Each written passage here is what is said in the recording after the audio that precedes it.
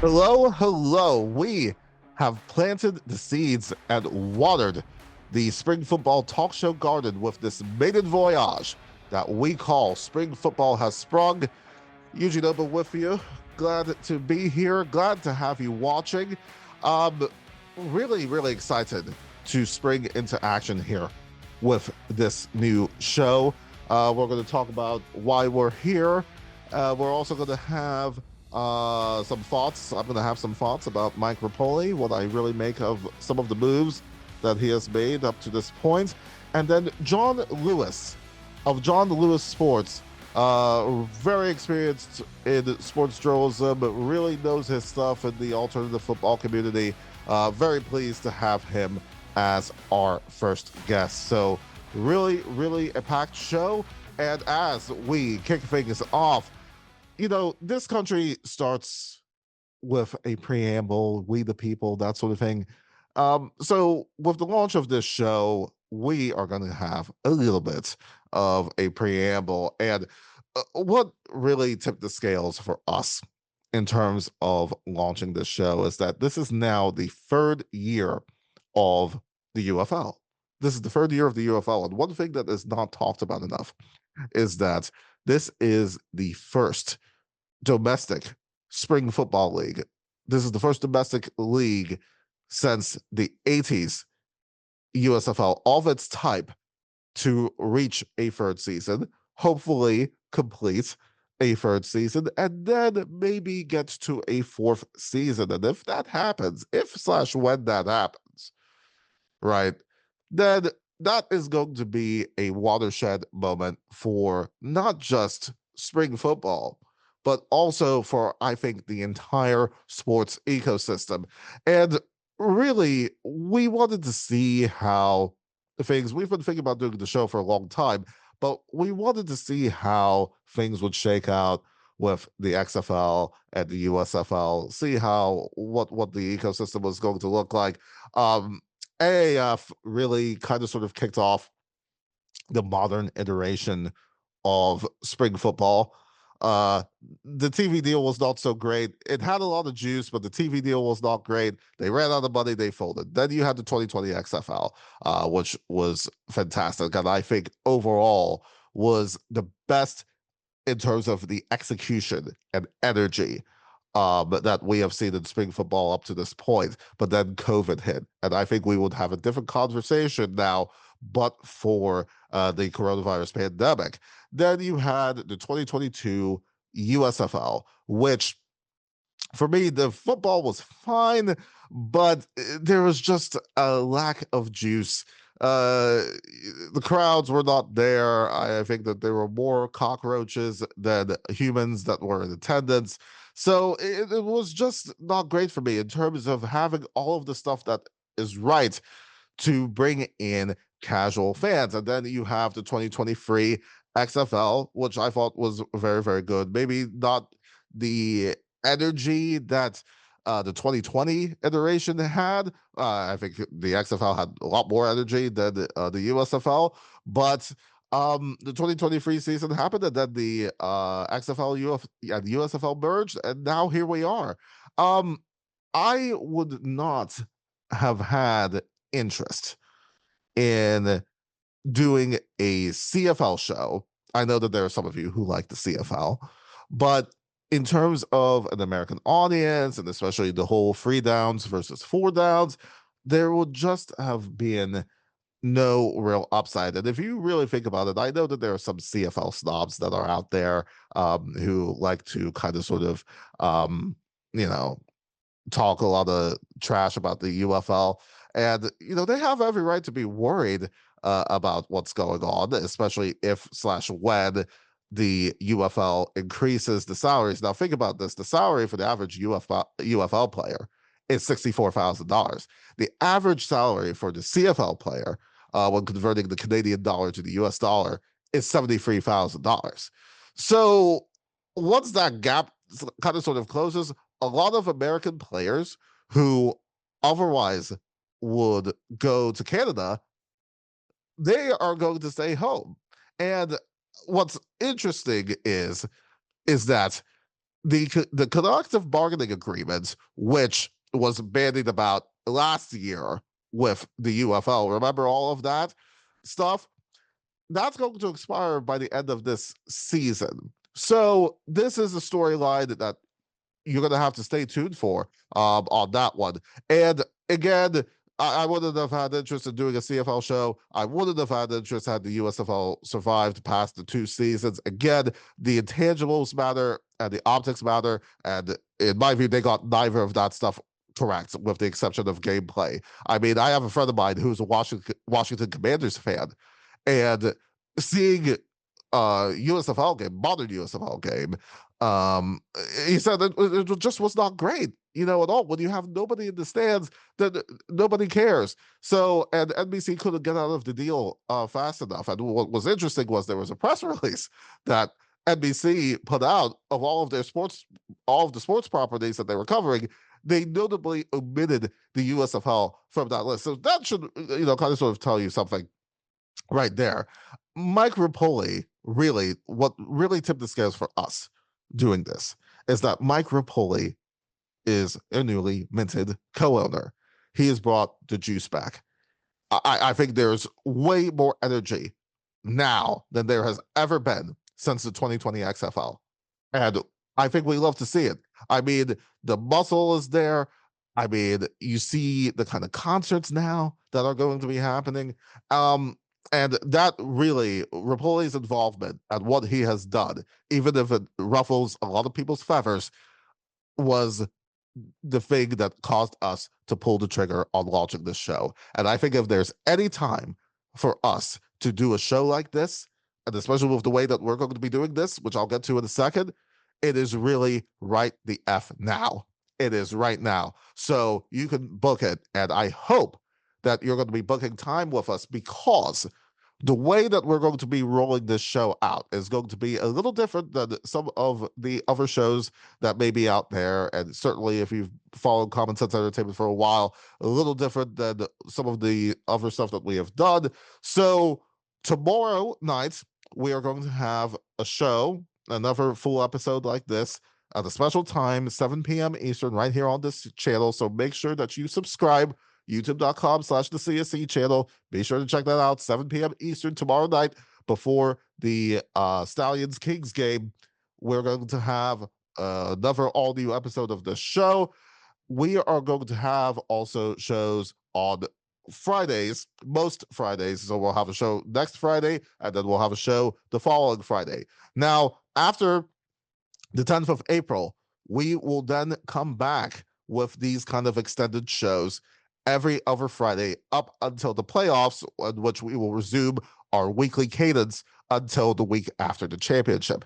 Now, you ask, oh, so what will fill the schedule on the full show days? Well, we're going to have 2 shorts exclusive content pieces for this show. We're going to have Spring Football Has Sprung, the 2-minute drill, where I will provide some quick takes on the league's developments. And then we will have Spring Football Has Sprung OT, where I will have near instant reaction to some of the games that are being played, including some of the stuff that may be happening at some of the UFL venues. So definitely, I hope that you are going to enjoy this program. YouTube.com/the CSC channel will be the hub, I dare say, for all things related to Spring Football Has Sprung. And we'll have some stuff on social media and that sort of thing. But the main stuff is going to be this channel. So do check this stuff out. So I was reading Sports Business Journal. I was reading the cover story that they did on Mike Rapoli, and one of the board of Fox called him a crazy cowboy. And then you had Pro Football Talk, Mike Florio, his blog on NBC. He said that Rapoli's confidence crosses into the line of delusion when Rapoli was talking about eventually wanting the UFL to have 32 teams like the NFL. So look, I want to have the delusion and the craziness that give me some of that any day. Okay, give me some of that based on the moves that Rapoli has made, and I'm a fan of much of the moves that have been made up to this point. I really am. I mean, the league, let's be honest, needed a little bit of a shakeup. It really did. It was kind of, it was kind of like my couch. It's there. It doesn't really quite move the needle. And you need to really get attention. Attention is currency. You need to have casual fans into the fold. And, he has really shaken things up in a very, very big way. And look, when a lot of these changes were bandied about, some of you, I see some of the stuff on Reddit, I see some of the stuff on Twitter, even so some of the stuff from some of the players, even, J.R. Smith complaining about some of these changes. And I'm kind of like, look, honestly, I'm kind of like, some of you were ready to throw the baby out with the bathwater. Some of you were ready to be like, oh, I'm done with the UFL, blah, blah, blah, blah, blah. And then when I look at these concerts, I remember tweeting, I'm like, wow, you really want to still complain about Mike Rapoli now? I mean, let's look at the success of somebody like Mike Rapoli. I mean, Smart Water, Vitamin Water, $4.1 billion exit. $4.1 billion exit. Then you've got Pirates Booty, you snicker. 300% growth, sold that for $195 million. $195 million. And then Body Armor, $5.6 billion exit. $5.6 billion. And then contrast that with a cowboy of a different type, Daryl Johnston. He's probably not an a-hole. He's probably not a dick. But look at how well that worked out. He was wrong on the kickoff, wrong on the whole CBA, the way that he acted during the whole collective bargaining negotiations last year. And then you had, remember when De'Veon Smith was kicked off of the Pittsburgh Maulers for having the temerity, the unmitigated gall, to want to have pizza as opposed to having a salad. Well, I remember sitting here and thinking to myself, really, the way that the USFL was starting off, it was a joke. It's a joke. So who would you rather have on your team? And I'm going to have a lot more to say about Daryl Johnston, by the way, on tomorrow's show. So definitely tune in for that. Look, this league was something that needed to be shaken up. The USFL model, such that it was, look, let's be real about this.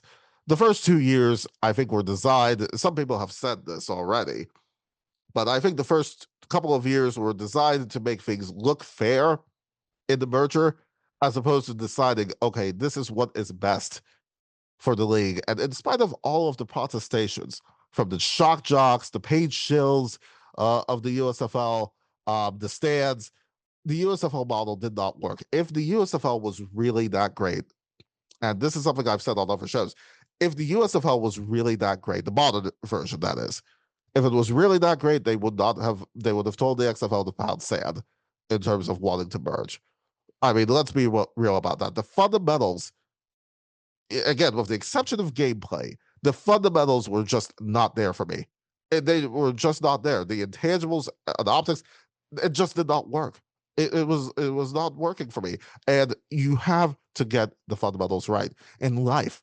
Let's think about this: dressing well, firm handshake, holding the door for people, putting the cart back in the cart corral. These are all basic things in life that people have to get right. And again, the USFL got none of the basics right. They didn't. I like the smaller stadiums. I like the concerts, rule changes, lower price points. Rapoli is focused on getting the basics right. And this is what I like about the guy. I really do. Basics have to be right. What it also reminds me of is somebody in DC who is getting the basics right. And that is Randy Clark. Now, Randy Clark, he runs the DC Metro. He runs the DC Metro. And one of the things that was very interesting is that when he came on board, before he came on board, the Metro was on fire, dirty, crime, all kinds of craziness. Now, in DC, the Metro has gotten a lot better. More consistent headways. The trains run on time. Stuff is clean. It's safe. All of this stuff. When you get the basics right, everything else follows. And I think that this is going to be great. In totality, I believe that this is going to be wonderful. So definitely, Mike Repole is going to be the equivalent to Randy Clark in Washington, D.C. So stay tuned. John Lewis of John Lewis Sports joins Spring Football has sprung in our debut edition, and I am excited, John, to have you on. You've been a big part of this alternative football community. You've been a sports journalist for the past 3 decades, and I'm honored about the fact that you are our first guest of the show. Eugene, I appreciate you having me on, and to be a first guest, that's pretty incredible. I've seen the work that you've done, with spring football and some other content you've had on Common Sense Media or Entertainment, and I just think that it's really cool, and I appreciate you having me on. Thank you so much, John. It is really wonderful, to hear that you enjoy the content that we have produced here at Common Sense Entertainment, and we are going to keep that going, and especially with our foray in really having a dedicated sports talk show on the UFL. And boy, where to begin, John, with all of these changes that have been made, especially with Mike Repole coming in as the newly minted co-owner of the UFL. I mean, what do you make of the changes that Repole has made up to this point? I like them. It feels like we're going through yet another reboot, doesn't it? I mean, it feels like we're in like 2.0, 3.0. I've started to lose count. But what I will say about Mike Repole is he's a guy with a vision. I think that there were a lot of good football people involved in the USFL, the 2023 XFL, and the previous kind of incarnations of the UFL in the last couple of years. But I think they were really focused on football, which is fine. What I think that Mike Repole brings is another layer here of the marketing element. And if you've seen, he's been out front as soon as he joined up, it was like, here's Mike Repole. Here's Mike Repole saying they're going to have a team in Columbus. Here's Mike Repole on Sports Business Journal. Here's Mike Repole on ESPN. So, he knows how to work these things. I think he's a very good businessman. I think his resume speaks for itself. So if he could do just a fraction of what he's done with Noble, what he did with Body Armor, what he's done with a lot of his other brands, just a fraction of that for the UFL, I mean, we're talking about, we might see this at a level that we've never seen before. I mean, the energy has been truly something else, John. I mean, even the draft, I was like, there was more attention paid to that than I think at any point. And we were talking, off camera before we got here. I think this is the most exciting time for spring football since the 2020 iteration of the XFL. I mean, I'll tell people, say what you will about Vince McMahon, but the guy knew how to promote. And that was a kind of a lost art form, especially in the past couple of years with the merger. So seeing the marketing and everything else, I mean, it's something. I know that there were some people that were, looking to kind of sort of write Repole off because of the drastic changes. I mean, you have the Brahmas, the Panthers, the Showboats are all gone. Is it all about trusting the process at this stage when it comes to all of the changes that have been made? Because I know some people were ready to kind of sort of throw the baby out with the bathwater on that one. No, I think you're absolutely right, because it was a radical change. When you lose 3 markets, just like that, and then bring in 3 new markets that, other than Orlando, had never really had spring football at this scale. I think there were some questions there. The last time that there was spring football in Columbus, it was the Ohio Glory of the World League of American Football, and that didn't go very well. It was only one season. It was kind of a replacement team, I think, for the Raleigh-Durham Skyhawks or one of those, but that's a podcast for another day. And then here in Louisville, I mean, we're excited with the Kings, and there is a lot of buzz around town about this team. So I hate it for the Memphis Showboats who ended up being kind of the Louisville Kings, but it's certainly been the gain here in Louisville. And I think they're going to get a lot more attention in Louisville than they were getting in Memphis the last few years. Oh, most certainly. And let's talk about what's happening in Louisville, one of the new markets in this. I mean, John, I have seen some of the photos of the Fan Fest Yeah. that was over there. And that was at, if I'm not mistaken, that was ended up being moved to Churchill Downs, and all, right? Was that the Yeah, Eugene, this was crazy. So it was originally supposed to be at Lynn Family Stadium, which is where it will be the home of the Kings, which is a soccer venue like Mike Rapoli has wanted all these, venues to be other than, St. Louis. But so there was a change of venue because we had frigid weather and like a foot of snow on the ground. So they moved it to Churchill Downs into an inside area. I thought if 100 people show up to this thing, it's going to be a miracle. They had, I think, 1,500 RSVPs. There might have been 1,500 people the time I was there. It was packed. There really was a buzz. The players really fed off the energy too, as did Coach Redmond and a lot of the other coaches who were there. I was really shocked at the turnout. I'd heard that season tickets sales were really good, especially initially. And then when you see those fans come in there on a day, I think the high might have been 11 degrees, 13 degrees, Yeah. something like that. They were standing at the door at 10 a.m. when they opened. There was a line at the door. So to say that there's a buzz here, I think that it's almost an understatement. I mean, big time, isn't it? I mean, Yeah. is this a market that is going to of these new markets? And I guess you could say Orlando is kind of sort of a returning market. Right. There was the Guardians there. Um, is Louisville? I think I'm very bullish on that market, John. If I look at the numbers, if I look at the Ticketmaster maps, I know that Ticketmaster maps can be taken with a grain Sure. of salt or whatever. But do you think that that is going to be a breakout market? I do, and putting biases aside, I mean, I'm from Kentucky. I've lived in Louisville for 25 plus years, but I also did, and you mentioned my YouTube channel, John Lewis Sports. I did a video last year, I believe it was, and it was kind of a pipe dream. And it was a video about why I thought Louisville deserved a UFL team. Now, at that point, there had been no talk about that. I just thought, can I make a case for Louisville to have a UFL team? And so I tried to make the case. And I think there's a lot of things that go into play with why Mike Rapoli chose Louisville, not the least being that if you look at the TV ratings, for whatever reason, Louisville was always like maybe in the top 5 of TV ratings without a team and without any mention of a team. So I think that was probably, certainly a factor. When you look at the Metro, everything that they wanted when they started to talk about expansion, Louisville checked every box that they looked at, being able to draw from a fan base, having the right venue, that number one. And that Lou City and Racing Louisville, the USL soccer team and the NWSL team that play at Lynn Family Stadium, I talked to them behind the scenes before, when these talks started to go, and they were really excited about the proposition because there are a lot of soccer fans in this town, and there are a lot of soccer fans that were worried that these guys are going to tear up our field. So we'll find out.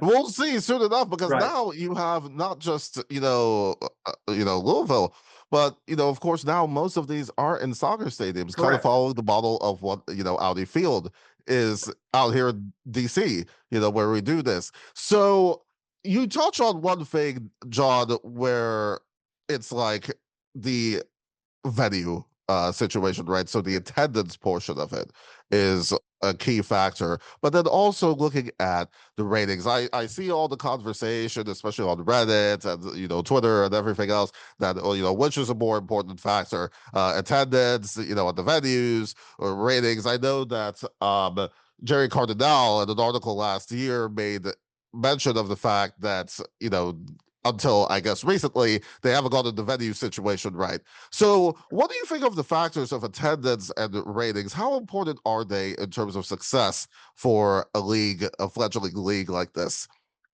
I think they're important, maybe not important in the overall picture as important that they apparently are to Mike Rapoli, because he said he was tired of looking at these games and it looked like a COVID game. And he talked about that, and they really did. I went to Birmingham when the USFL first started in 2022. And it was funny because you go there, and when Birmingham was playing, the place was full. When the other teams were playing, there might have been 50 to, and this is no exaggeration, there might have been 50 to 100 people there. because they'd play 2 games on Saturday, 2 games on Sunday. And, I'd watch the broadcast back and they would have added, crowd noise and things like that because and you watched it, Eugene, the football play itself was really good, but there's that vibe. If you're just a casual fan who's tuning in, you're probably going to say like, well, nobody's interested in even showing up. Why would I be interested to watch this? So I think that there is something to that, to have attendance. And that was one of the reasons that they left Detroit and Ford Field, because you get 11 to 15,000 people in Ford Field. It's still just going to look empty. And it looked bad. You get 11 to 15,000 people in these smaller venues. It's a party atmosphere. It looks great on television. So I think with that aspect, I think that is pretty important. Oh, definitely. And I mean, I said on one of the other shows that we produce that I had come from a DC Defenders game over at Audi Field, and I was watching a USFL game on TV afterwards. The Pittsburgh Maulers and New Orleans Breakers, neither of them played in their cities. Right. And it's jarring because Audi, of course, it's packed, it's rowdy, it's almost like a college atmosphere. This stuff was kind of sort of a tomb. I think there were probably more ants and grasshoppers in attendance than actual humans, to be honest with you on that. So I did not enjoy much of the USFL part of it because of the fact that there was just lack of crowds in the vast majority of the games. And I do believe that intangibles and optics matter, especially if you're going to bring casual fans into the mix. And what has also been interesting in terms of bringing casual fans, and I want to get your take on this. Now, with these home openers, you're going to have concerts in this stuff over here. DJ Khaled, Wale, all these others. Gucci Mane, like everybody's going crazy in Birmingham. Yes. John, I think this is a stroke of genius on Ripoli's part, because the value proposition is that, okay, a lot of these tickets start at like what, 10, 8, 15, $18 in some markets, and all. They're, coming in, seeing first half of football, and then, you get the concert with it. And, the CFL, the BC Lions, they've had Snoop Dogg, LL Cool J, 50 Cent. What do you think of having these concerts? I think that kind of sort of came out of left field for me. I totally agree. There was some talk about when they started to release these and talk about expansion and talk about the new season, that they wanted to have more of an atmosphere at these games because my wife and I go to some St. Louis Battlehawks games. We have over the past few years, even back in the XFL days and UFL days, and it's awesome. The atmosphere inside is great because you've got 25, 30,000 people in there. But honestly, outside of that, if you're not there for the game, there's not really a whole lot to do outside of the stadium. I was in Memphis last year, and there was probably, it was a very sparse crowd, and they try to do a few things, but if you're not there for the game and you expect some other part of entertainment, you're not going to get it. So when the UFL came in and Mike Repole says he wanted to make this more of an atmosphere and a party and an event, I thought that's a really good idea. But I'm thinking, they're going to get some local musical acts or they're going to do something like that. Then all of a sudden, we're getting some pretty big acts to do these opening game halftime, or these the opening week halftime shows. And I think as the season goes along, maybe we will see some local acts get signed for some pregame or whatever. But I think that's great because people who are casual fans who might not be there just for the football and looking for some other kind of entertainment, they're going to get it. So I agree with you. I think it's an absolute stroke of genius, especially to get these pretty big names in week one. These are real A-list folks. This is not, I think about going to games and that sort of thing. Usually a lot of the halftime entertainment, this is the time to go get a drink, go to the bathroom, that sort of thing. But now when you have these A-list acts coming in, you're incentivized to actually stick around and see what's going on. And especially with the prices being as cheap as they are, the get-in price for most of these games, it's just, for me, just remarkable. So we'll see. Agree. I didn't mean to interrupt. Agree. And I think you're adding value to something that already has a pretty decent value, as you mentioned, for the price of the ticket. Now, on top of that, you get some more entertainment. I think that's really cool, and it's very smart. Oh, it most certainly is, John. It most certainly is. And I'll tell you, you have been somebody who has really studied a lot of these alternative football leagues, these non-NFL leagues. What is, for any of our audience who are new to watching spring football, um, what is, I guess, for lack of a better term, what's the appeal of a league like the UFL or any of these leagues, for that matter? And is this the league that finally, after so long, sticks? Because now this is now going to be the first year of Right. this. This is going to be the first domestic spring league that has lasted since the original USFL in the 80s. So for our audience that are new to this, what's in it for them? That's a great question. I think for football fans, even the casual ones, I mean, number one, you have football that's not during football, your usual football season. But I think it goes a little bit deeper than that. It's 8 teams. It's a 10-week season with 2 rounds of playoffs. So your focus can be there. It's played on Saturday and Sunday. But I think, to me at least, and I'm a hardcore football fan, but to me, I think the biggest appeal are the stories that you see, because you've got guys out there who want to be there. They're not millionaires, most of them. And a lot of them are fighting to get back to the next level, whether that next level is the NFL or the CFL. We've seen a lot of players from 2022 on, make that leap. And, some of them have become household names in the NFL. And I think that is pretty cool. So it's almost like you're getting in on the ground floor if you're a football fan. I think the appeal is you're getting on the ground floor of seeing some players who had been in the NFL who are trying to work their way back, or some guys who just never really got that shot, and this is their shot. But to me, I think, again, for the casual fan, it's like, oh, it's football in March, April, and May, so that that's got to go too. I mean, yes. And I mean, if you really think about it, I mean, when I look at some of the stuff, especially with college football, Yeah. and the ratings have never been higher. I think some of the top 100 shows have been either NFL or college football games. So to have more of this now is just, for me, especially over these past few years, has been amazing. And just real quick, and some of our remaining moments here, if I look at some of these new rules, like the 4 point field goal from 60 Yeah. yards, no punting from inside the 50, outside of 2 minutes. What do you make of these rule changes? Is stuff that's going to really help bring in the casuals, maybe advance the game, maybe something that the NFL, there's already the partnership with the NFL. But is there something there, with this 4 point stuff? I'm not sure if I like the fact that the 1 point is now a field goal. Right. But I don't know about that. But now the 2 and the 3 are a little closer. Well, which is good. The 2 point I think is from what, the 4 yard line, and then the So, three yeah. points from, I think, from the Right. 8.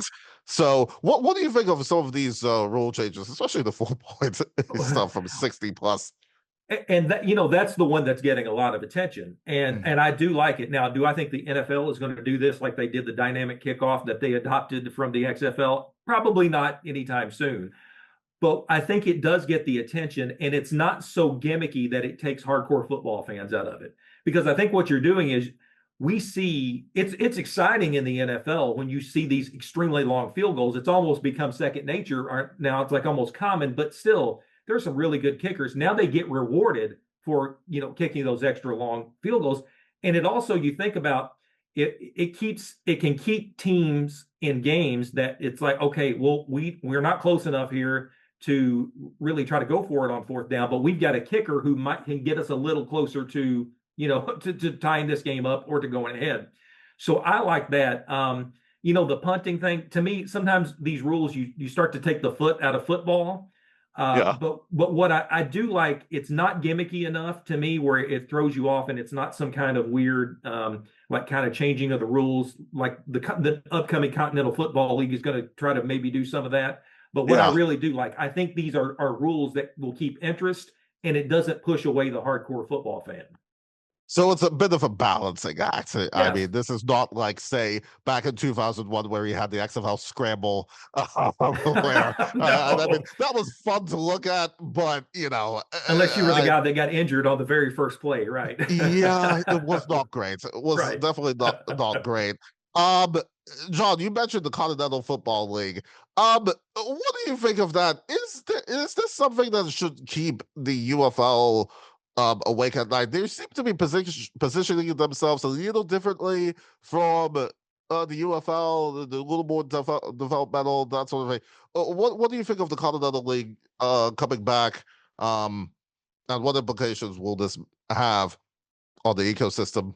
Well, I don't know that the UFL has anything to worry about. I think there are a few red flags with this new iteration. I think it's a great idea. It's going to be very community based, like the original Continental Football League was. I mean, it was community football. But there are a couple of red flags. They're still like naming coaches and players for a league that's supposed to kick off in May of 2026. The San Antonio Toros, which is a very historic football team Mhm. that played in all kinds of leagues, they just announced a fundraising thing. So things like that make me worry. You and I, we're old enough to remember a lot of spring football leagues that were announced and never happened. So I hope that's Right. not the case for the Continental Football League. But to me, more football is good football because there are some very good players out there who don't get the opportunity. And this could provide another opportunity for them to play. And I hope it does happen. There are a couple of teams near me here in Louisville with Cincinnati and Indianapolis. So I think that would be really cool to go see selfishly. But, I hope it happens. There are some worries right now as we talk. Yeah. I mean, the jury will be out, Yeah. John, on that league and what goes on. And, hopefully we can talk about that even more as this show progresses. Finally, John, in the remaining time that we've got, recently it was announced that two of the games of the UFL will be going to NFL Network, which, of course, now ESPN owns, and this is all, NFL has 10% of ESPN now, that Right. sort of thing. Now having NFL Network in this, what do you think of that? Because if you think about it, AAF, the Alliance of American Football, they had some games on the NFL Network, that sort of thing. I think, of course, overall, the TV deal for the UFL is, of course, a lot better than Yes. what the AAF had. But what do you see here with NFL Network? And again, is this something that is going to appeal to the hardcore NFL fan who probably watches that network? Yeah.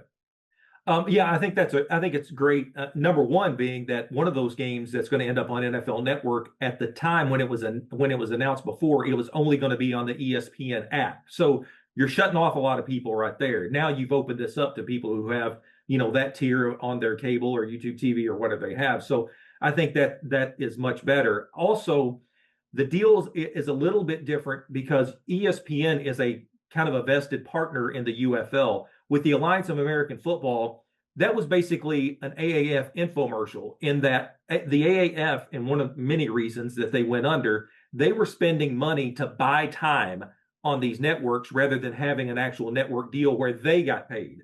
So I think that was a big problem. So if that's the case, if I'm buying time on your network, you're probably not that invested to really promote it because you don't care how the ratings really come out. Because quite frankly, if the ratings were great and I bought time on your network and those ratings were great, I might try to say like, well, they were great, but you need to give me a break on this because I need to pay lower because you're getting a lot of this revenue, coming back.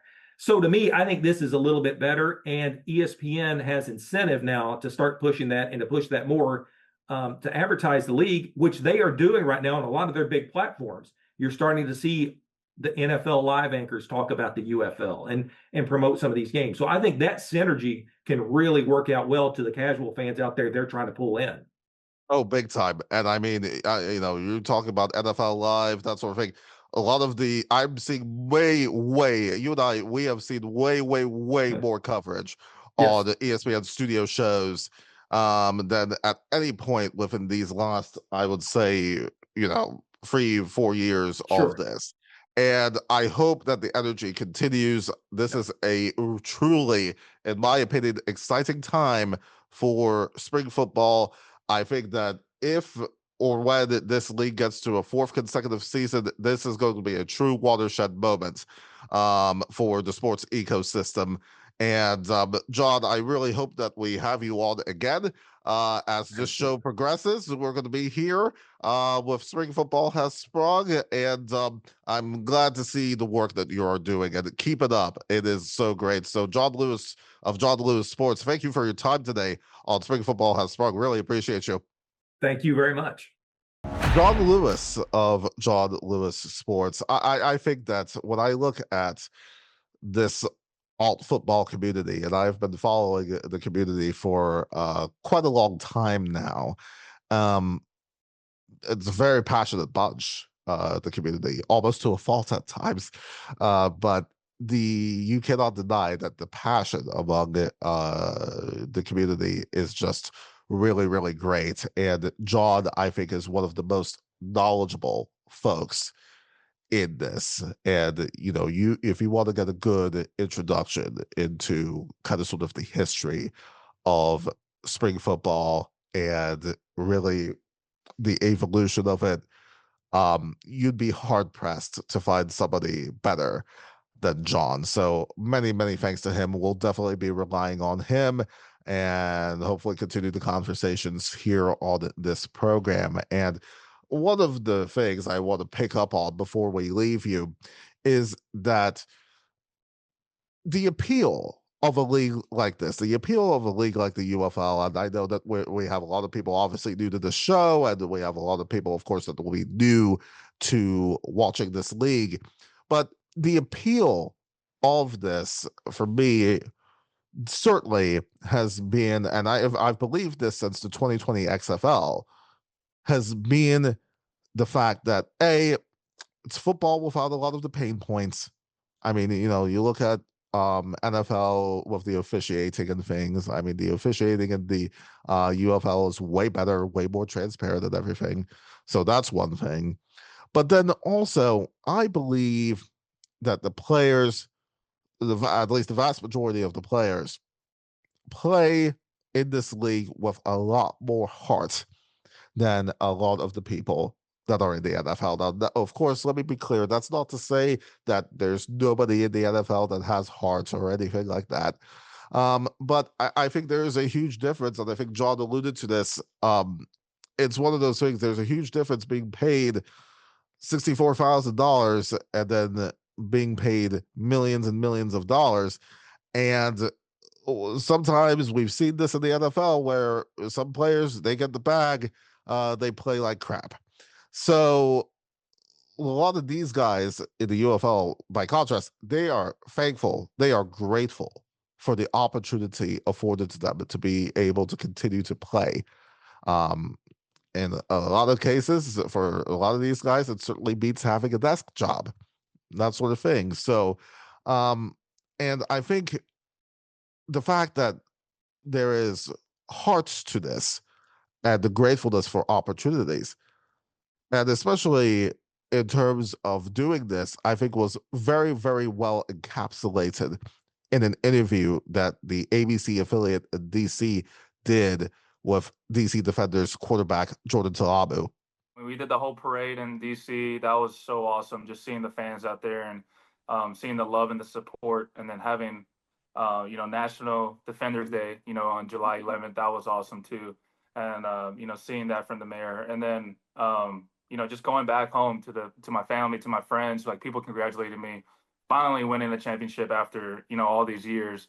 So it was just a dream come true, a true blessing, and something I will not take for granted. Having Jordan Ta'amu being grateful for the opportunity, or just the opportunity, especially winning at this level, is just freaking incredible. I will say to anybody who wants to have a little bit of a primer of this league, I would start with Jordan Ta'amu and Luis Perez. I think those two guys are probably the biggest ambassadors of this league. For anybody that's new to this, look those two up. I think that they are they embody what I think the UFL is all about. Having that heart, being happy for the opportunities. And that's something that I hope really, really continues. And I also hope that you will continue to join us for Spring Football Has Sprung. We're going to have an all new episode tomorrow night, 7 p.m. Eastern, ahead of the Stallions Kings game. I think that that game is going to be a bit of a banger. The crowd should be great. Hopefully, those Ticketmaster maps prove to be accurate. We'll see what happens there. A lot of stuff we'll talk about. We'll get into some of the controversy that happened a while back in terms of Boise possibly being in this at the expense of Birmingham. So I'll talk about that a little bit, offer my take on that, and a lot of other things, including Daryl Johnston. A lot to say about him and why I'm glad he's out of the league. And then we will debut the Pick'em segment. Now, I got 60% of the picks right when we were starting to kind of think about doing this show. So maybe we'll get a higher percentage this go around. We'll see. But in the meantime, do subscribe to this channel, youtube.com/the CSE channel. This is the home for all things pertaining to Spring Football Has Sprung, as well as our socials. Let us know what you think, and we hope to see you tomorrow. Until then, please don't fumble in the end zone.